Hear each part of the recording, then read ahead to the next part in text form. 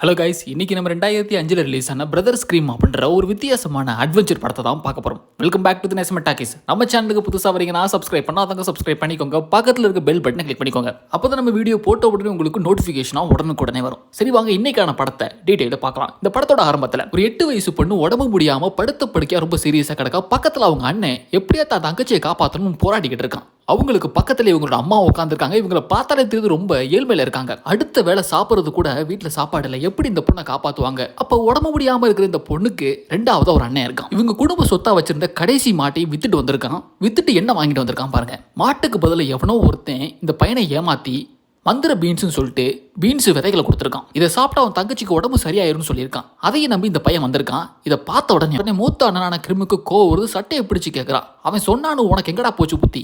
இருந்த ஒரு மாட்டை வித்துட்டு வந்திருக்கேடா, இப்ப எப்படா தங்கச்சியை காப்பாத்துறது? இப்படி அண்ணனு தம்பி உருண்டு சண்டை போடுறாங்க. இப்படியே 15 வருஷம் போகுது.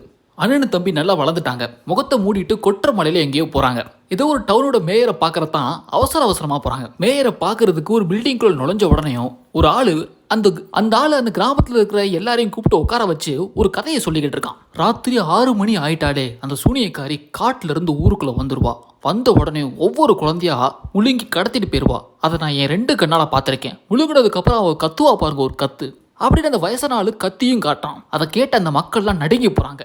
இப்படியே அந்த 2 பிரதர்ஸும் அந்த கிராமத்து மேயரை பார்க்க போறாங்க. நீங்க எதுவும் சொல்ல வேணாம், உங்க கிராமத்துல என்ன பிரச்சனைன்றதை நான் பார்த்தே தெரிஞ்சுக்கிட்டேன் அப்படின்னு அந்த 2 பிரதர்ஸ் சொல்ல, உங்களை தவிர எங்க கிராமத்தை காப்பாத்துறதுக்கு ஆளே இல்லை, எப்படியாவது எங்க கிராமத்தை நீங்க தான் காப்பாற்றணும் அப்படின்னு மேயர் சொல்ல, தம்பிக்காரன் என்ன பண்றான், ஒரு குழந்தையோட கண்ணீரை எடுத்து அந்த பேயோட மார்பில் குத்தணும், அப்படின்னா அந்த பேயை கொல்ல முடியும் அப்படின்னு ஒரு பெரிய லிஸ்ட்டை கொடுக்குறான். அதை பார்த்துட்டு மேயரே ஷாக் ஆகிற, இவ்வளோ செலவாகுமா அப்படின்னு கேட்க, எங்கள் நம்புக்கு கண்டிப்பாக இது ஒர்க் அவுட் ஆகும், இன்னைக்குள்ள எப்படியாவது அந்த சூனியக்காரியை பிடிச்சு இந்த கிராமத்தை விட்டு அடிச்சு துரத்திடுறோம் அப்படின்னு சொல்ல, மேயரும் வேறு வழி இல்லாமல் இதுக்கு ஒத்துக்கிறாரு. அந்த சூனியக்காரி இப்போ என்னோட மாட்டு தொழுவத்தில் தான் இருக்கா, எப்படியாவது வந்து என்னை காப்பாத்துங்க அப்படின்னு ஒருத்தன் அலறான். உடனே இவங்க ஃபுல் கெட்டப்லாம் போட்டுக்கிட்டு அந்த மாட்டு தொழுவத்துக்கு போறாங்க. அங்க போய் பார்த்தா ஒரு கொடூரமான சூனியக்காரி ஆந்திரத்தில் தொங்கிட்டு வந்து இவங்களை அட்டாக் பண்றான். அண்ணனு தம்பி சொன்ன மாதிரி கஷ்டப்பட்டு ஒரு அம்பை எடுத்து அந்த சூனியக்காரி நெஞ்சிலே விடுறாங்க. அந்த சூனியக்காரி அப்படியே காத்துல பஸ்பமாயிடுறா. பஸ்பமானதோட ஒரு பாம்பா மாறிடுறான். இந்த கெட்ட ஆத்மாக்கள்லாம் அழியும் போது தனக்கு விருப்பப்பட்ட உருவத்தை எடுத்துக்கிறோம். இந்த ஆத்மா ஒரு பாம்பா மாறிடுச்சு அப்படின்னு அந்த பாம்பா 4 துண்டா வெட்டி ஒரு பைக்குள்ள போட்டு அவன் கையில கொடுத்துட்றாங்க. நீ சொன்ன மாதிரியோ மாட்டு தொழுவத்துல இருந்து அந்த சூனியக்காரியை அடிச்சு விரட்டியாச்சு, போய் சந்தோஷமாரு அப்படின்னு வெளியே அனுப்புறாங்க. இவன் வெளியே போன கொஞ்ச நேரத்திலேயே அந்த சூனியக்காரி மறுபடியும் வந்து பயமுறுத்துறான்.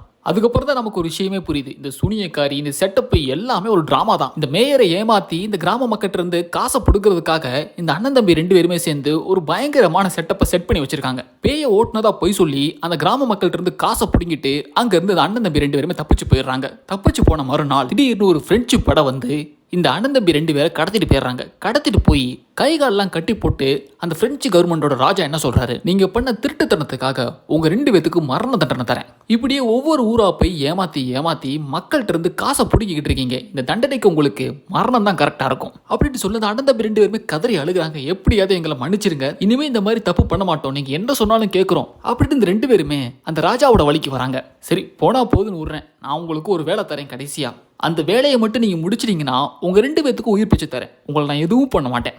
இப்போ நீங்க கொஞ்ச நாளைக்கு முன்னாடி பண்ண ஃப்ராடு தன மாதிரியே பக்கத்துல இருக்கிற இன்னொரு நகரத்துல இதே மாதிரி ஒரு தப்பு நடந்துகிட்டு இருக்கு. அங்கேயும் ஒருத்தன் சூனியக்காரின்ற பேர்ல அங்க இருக்கிற ஒவ்வொரு குழந்தைகளா கடத்திக்கிட்டு இருக்கான்.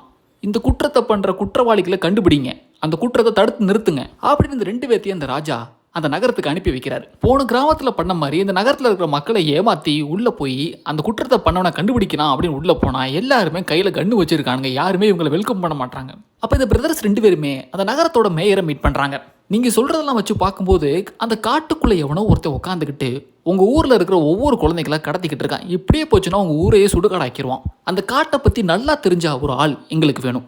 நாளைக்கே அந்த காட்டுக்குள்ள போய் யார் இருக்கா என்ன பண்றான்றதை கண்டுபிடிச்சு இந்த பிரச்சனைக்கு ஒரு முடிவு கொண்டுறோம். என்ன சொல்றீங்க, நான் சொல்றது கரெக்ட் தானே அப்படின்னு மேயரை பார்த்து இந்த 2 பேருமே கேட்க, யாருக்குமே தைரியம் இல்லை அந்த காட்டுக்குள்ள இவங்க கூட வர்றதுக்கு. என்னடா யாருமே வரமாட்டாங்க அப்படின்னு 2 பிரதர்ஸுமே தலையை பிச்சுக்கிட்டு இருக்க நேரத்தில் ஒருத்தன் ஒரு பொண்ணோட பேர் சொல்றான். அவாண்டிகான்னு ஒரு பொண்ணு இருக்கா, அந்த பொண்ணால உங்க 2 பேருக்கும் கண்டிப்பா உதவி பண்ண முடியும், ஏன்னா அவளுக்கு அந்த காடே அத்துப்படி அப்படின்னு சொல்ல, அங்க இருக்கிற ஒரு வயசான கிழவி கக்காப்புக்கான்னு சிரிக்கிறான். அவ சபிக்கப்பட்டவ, அவளை போய் அவங்க கூட கூட்டிட்டு போன்றீங்கன்னா சாவையே அவங்க கூட கூட்டிட்டு போறீங்கன்னு அர்த்தம். நாசமா போங்கடா அப்படின்னு அந்த கிழவி சொல்றான். ஆனா இது எதையுமே காதுல வாங்காம அண்ணன் தம்பி 2 பேருமே அந்த பொண்ணை மீட் பண்றதுக்காக போறாங்க. அந்த பொண்ணு போய் பார்த்தா அந்த பொண்ணு பாக்குறதுக்கே வித்தியாசமா இருக்கா. ஒரு பெருச்சாலிய தலையில கட்டி தொங்க விட்டு தோலை உரிச்சுக்கிட்டு இருக்கா. அதை பார்த்தா அண்ணனுக்கும் தம்பிக்கும் குடலை புரட்டுது. ஏமா உங்ககிட்ட கொஞ்சம் பேசலாம் தான் வந்தோம், இப்படி அருவருப்பா பண்ணாத, கொப்பட்டிட்டு வருது, தயவு செஞ்சு அந்த பெருச்சாலியை கிளிக்கிறத கொஞ்சம் நிறுத்துறியா அப்படின்னு அண்ணன் கத்துறான். சரி உங்க 2 பேத்துக்கு இப்ப என்ன வேணும் அப்படின்னு அந்த பொண்ணு மூஞ்சில் அடிச்ச மாதிரி கேட்க அண்ணன் கொஞ்சம் கூட கூச்சமே இல்லாம அந்த பொண்ணு கிட்ட உதவி கேட்கறான். நான் சொல்லி உனக்கு தெரியணும்னு அவசியம் கிடையாது, இதோட உங்க நகரத்துல 8 குழந்தைங்க காணாம போயிருக்காங்க.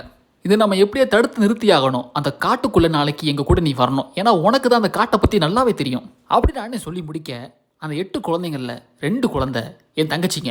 உன்னோட என் தங்கச்சிகளை கண்டுபிடிக்கணும் எனக்கும் அக்கறை இருக்கு. சரி அதனால நான் அவங்க கூட நாளைக்கு கண்டிப்பா காட்டுக்குள்ள வரேன் அப்படின்னு இந்த பொண்ணும் அவங்க கூட மறுநாள் காட்டுக்கு போறான். இந்த காடு மற்ற காடுக மாதிரி ரொம்ப சாதாரணமான காடு கிடையாது, ரொம்ப மோசமான காடு. இங்க நீங்க பாக்குற மரத்துல இருந்து விலங்குகள்ல இருந்து பறவைகள் வரைக்கும் எதுவுமே உண்மை கிடையாது, ரொம்ப கொடூரமானது. எப்ப எந்த ஆபத்து உங்கள் நெருங்கி வரும்னு சொல்லவே முடியாது, அதனால கொஞ்சம் ஜாக்கிரதையாவே வாங்க அப்படின்னு சொல்லிக்கிட்டே இவங்க எல்லாத்தையும் அந்த பொண்ணு அந்த காட்டுக்குள்ள கூட்டிட்டு போய்கிட்டு இருக்கா. போய் பார்த்தா இதுக்கு மேலே அந்த காட்டுக்குள்ளே குதிரைகளை வச்சு போக முடியாது, நடந்து தான் போகணும். போய் பார்த்தா காட்டுக்கு நடுவில் ஒரு உயர்ந்த மரத்துக்கு மேலே ஒரு லைட் ஹவுஸ் மாதிரி ஒரு கோட்டை இருக்கு. ஏன்னா இந்த கோட்டை பார்க்கறதுக்கு ரொம்ப வித்தியாசமாகவும் பயங்கரமாகவும் இருக்கே, இந்த கோட்டைக்கு பின்னாடி ஏதாவது கதை இருக்கா அப்படின்னு தம்பி ரொம்ப ஆர்வமாக அந்த பொண்ணுக்கிட்ட அந்த கோட்டையை பற்றின கதையை தெரிஞ்சு கேட்டுக்கிறான். 500 வருஷத்துக்கு முன்னாடி இந்த நாட்டை ஒரு ராணியை ஆண்டுட்டு வந்தா. அவள் எப்போவுமே தான் அழகில் முக்கியத்துவம் கொடுக்குறவ. அவன் நினச்ச மாதிரியே அவள் ரொம்ப அழகான பொண்ணு தான், ஆனால் ரொம்ப சுயநலம் பிடிச்சவ. இவளுக்கு கல்யாணமான மறுநாளே பிளேக் நோய் அந்த நாட்டில் பரவ ஆரம்பிச்சு. அந்த பிளேக்குக்கு பலியாலே அந்த ராஜா தான். பிளேக்குன்ற அந்த கொடிய நோய்க்கு பயந்து காட்டுக்கு நடுவில் இந்த உயரமான கோட்டைக்குள்ள வந்து பதுங்கிட்டான். ஆனால் அந்த ராணிக்கு ஒரு விஷயம் புரியல, அந்த பிளேக்குன்ற நோய் காற்றுல கூட பரவும். அவளுக்கு அந்த நோய் பரவச்சு. கொஞ்சம் கொஞ்சமாக அவள் எதை பெருசாக நினச்சாலோ அந்த அழகை அவளை விட்டு போச்சு. அவள் தோல்லாம் சுருங்க ஆரம்பிச்சிச்சு. இழந்த அவளோட அழகை திரும்ப பெறதுக்காக ஒவ்வொரு பௌர்ணமிக்கும் ஒரு குழந்தைய பலி கொடுத்துக்கிட்டு இருக்கான். ஆனா 500 வருஷமா அவள் நினைச்ச மாதிரி அவளோட அழகு திரும்ப வரல. இப்ப கிட்டத்தட்ட 8 குழந்தைகளை கடத்திட்டா. இன்னும் 5 பெண் குழந்தைகளை கடத்திட்டானா அவள் நினைச்ச மாதிரியே அவளோட அழகும் திரும்ப கிடைச்சிரும், அவள் ராஜ்யமும் திரும்ப கிடைச்சிரும், இந்த மக்களையே அழிச்சிருவா. அதை எப்படியாவது நம்ம தடுத்து நிறுத்தணும் அப்படின்னு இந்த பொண்ணு கதை சொல்லிக்கிட்டு இருக்கா. இப்படி இந்த பொண்ணு பேசிக்கிட்டே இருக்கிற நேரத்தில் அங்கே இருக்கிற மரங்கள்லாம் கொஞ்சம் கொஞ்சமாக நகருது. அங்கே ஏதோ வித்தியாசமாக நடக்குது. குடிக்க கூட தண்ணி கிடைக்க மாட்டேது. எப்படி வந்த பாதையில் திரும்ப போகணும்னு கூட தெரியல. உடனே அந்த பொண்ணு என்ன பண்ணுறா, ஒரு தவளையை கையில் எடுத்து, தவளை பாட்டி நாங்கள் வந்த பாதை மறந்து போச்சு, நாங்கள் எப்படி நகரத்துக்கு திரும்ப போகிறது அப்படின்னு கேட்குறா. அந்த தவளையும் ஒரு வழியை காட்டுது. சரி நடக்கிறதெல்லாம் பார்த்தா சரியாக தெரில, நாளைக்கு மறுபடியும் இதே டயத்துக்கு வருவோம், இப்போ திரும்ப போவோம் அப்படின்னு எல்லாரும் கிளம்புறாங்க. ஆனால் இந்த அண்ணன்காரன் இருக்கான் பாருங்க, அவனுக்கு இந்த பொண்ணு மேலே ஒரே சந்தேகம். நம்ம வந்த பாதை வேற, ஆனால் இவ கூட்டிகிட்டு போகிற பாதை வேற. இவன் மேலே எனக்கு நம்பிக்கையே இல்லை. நம்மளை எங்கேயோ மாட்டி விடுறதுக்கு ஒரு திட்டம் போடுறான். நம்ம ஜாக்கிரதையாக இருக்கணும் அப்படின்னு அந்த பொண்ணை சந்தேகப்பட்டுட்டே இருக்கா. இதனால அந்த பொண்ணுக்கு பயங்கரமாக கோவம் வருது. இதுக்கு மேலே உங்களுக்கு நான் ஹெல்ப் பண்ணவே மாட்டேன், நாளைக்கு நீங்கள் 2 பேர் மட்டும் இந்த காட்டுக்குள்ளே வாங்க, நான் வரமாட்டேன் அப்படின்னு இந்த பொண்ணு கோச்சிட்டு போயிடுறான். அண்ணன் பண்ண தப்புக்காக தம்பி என்ன பண்ணுறான், அந்த பொண்ணுக்கிட்ட டைரெக்டாக போய் சாரி கேட்குறான். தப்பாக எடுத்துக்காத, அவன் சின்ன வயசுலேருந்து அப்படித்தான் முரட்டுத்தனமாக பேசுவான், எதையுமே யோசிக்க மாட்டான். அந்த முட்டாளுக்காக நான் உங்ககிட்ட மன்னிப்பு கேட்டுக்கிறேன் அப்படின்னு தம்பி சமாதானப்படுத்திக்கிட்டு இருக்கும்போது திடீர்னு அந்த பொண்ணை பார்த்து ஒரு கேள்வி கேட்குறான். உனக்குன்னு யாருமே இல்லையா, உன் அப்பா அம்மா எங்கே இருக்காங்க அப்படின்னு இவன் கேட்கும்போது அந்த பொண்ணு சோகமாக ஒரு பதிலை சொல்கிறான். எப்பா ஒரு சில வருஷத்துக்கு முன்னாடி இறந்து போயிட்டாரு. அது எப்படி இறந்து போனார்னா, அவர் ஒரு ஓனாய் கடிச்சு இழுத்துட்டு போனதா சொன்னாங்க, அதை தவிர எனக்கு வேற எதுவும் தெரியாதுன்றா. நான் ஒரு சில புக்கில் ஒரு சில கதைகளை கேட்டிருக்கேன், அந்த கதையெல்லாம் அப்படியும் கிராமத்தில் நடக்குது. சின்ன வயசுலேருந்தே எங்கள் அண்ணன் சொல்கிறத கேட்டு கேட்டு நானும் அப்படியே சொல் புத்தி இல்லாமல் அப்படி செஞ்சுக்கிட்டே வந்தேன். எனக்குன்னு எதுவுமே இல்லை. இந்த தடவையாவது நான் சொந்தமாக யோசிக்கணும்னு நினைக்கிறேன். கண்டிப்பாக உன் கிராமத்தில் நடக்கிற எல்லா தப்பையும் தடுத்து நிறுத்துவேன், அந்த குழந்தைகளை திரும்ப கொண்டு வருவேன், உன் தங்கச்சியும் கொண்டு வருவேன், நீ எதுக்கும் கவலைப்படாத அப்படின்னு ஆவேசமா தம்பி என்ன பண்ணுறான், அண்ணன் பேச்சையும் மீறி தன்னந்தனியா அந்த காட்டுக்குள்ளே போகிறான். அண்ணனும் வேற வழி இல்லாமல் தம்பி மேலே இருக்க பாசத்துக்காக தம்பி பின்னாடியே அண்ணனும் போகிறான். இவங்க 2 பேருமே அந்த கிராமத்துக்கு போன அடுத்த நிமிஷமே அங்கே ஒரு பயங்கரமான 2 பெரிய சம்பவம் நடக்குது. ஒரு குதிரை அப்படியே ஒரு குழந்தைய முழுங்கிட்டு காட்டுக்குள்ளே ஓடுது. அதே நேரம் ஒரு சின்ன பொண்ணு கிணத்துக்குள்ள ஒரு காக்கா செத்து கிடக்க அப்படின்னு அந்த காக்காவை பிடிச்சு தொட்டுக்கிட்டு இருக்கா. அப்படி தொட்டுக்கிட்டு இருக்க நேரத்தில் அந்த காக்கா திடீர்னு உயிரோட வந்து சிறக விரிச்சு அந்த சின்ன பொண்ணோட முகத்தில் சேத்த வாரி இறக்கிது. முகத்தில் பட்டிருக்க சேத்த தடவி எடுத்துக்கிட்டு இருக்கும்போதே அந்த பொண்ணோட கண்ணு மூக்கு வாயினி எல்லாமே இல்லாமல் மழுமலுன்னு இருக்கு.